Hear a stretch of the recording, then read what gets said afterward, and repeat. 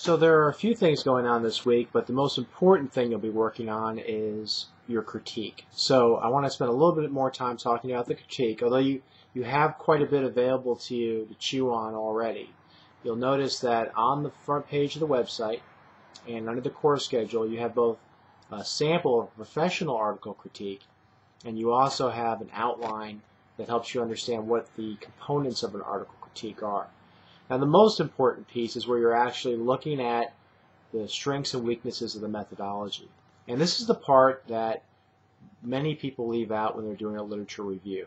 And so they approach a literature review oftentimes just gathering what other authors have written without really casting a critical eye as to whether the methodology was sound, or that based on the data that they gathered, the findings that the author reported logically flow from that data.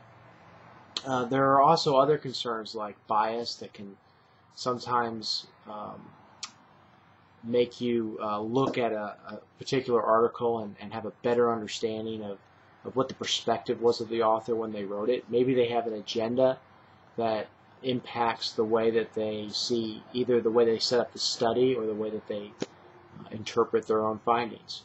So you want to look at other people doing critiques, and so that's why I gave you a sample. And you want to really be thoughtful about each step of the research process and look at how the author followed those steps and find out what the weaknesses are and how relevant those weaknesses are to what it is you're trying to use the literature for. And I just want to be clear about something, that all research has weaknesses. And so that doesn't mean that you just cast the study aside. But some weaknesses are more important than others. And so go through the outline and look at the example, and then pick out an empirical study that is a good fit for the work that you plan on doing, and get some practice through this exercise of being critical about the research.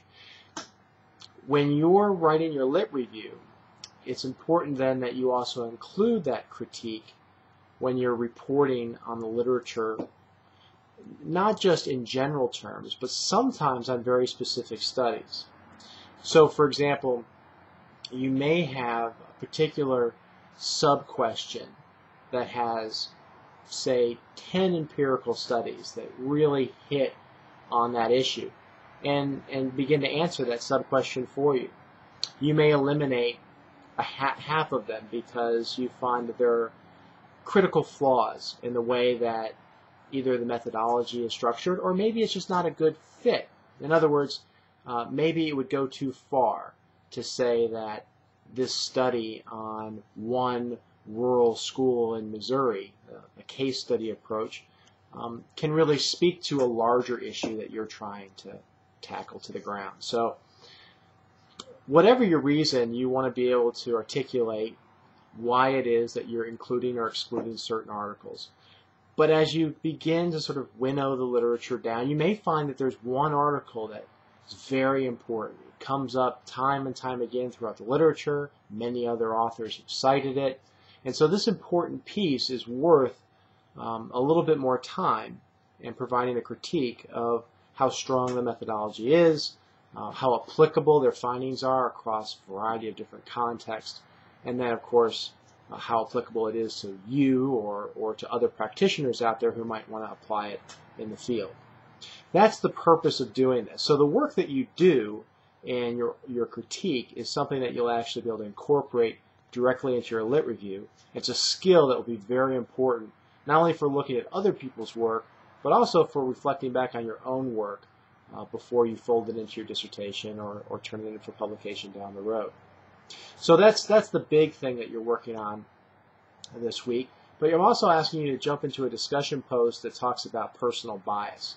And when we talk about bias in this class, I want to make it clear that it's not necessarily a negative thing. It's just a reality. It's a reality of being a researcher. It's a reality of being a teacher, being a professional, and really in any vocation. We come into these projects with bias. The bias drives the questions we ask to start with, and they are always with us as we're gathering data, as we're interpreting data. The key isn't to pretend that we don't have it. The key is to identify what it is, and so we can become aware of it, and we can try to mediate the impact it has on doing good research.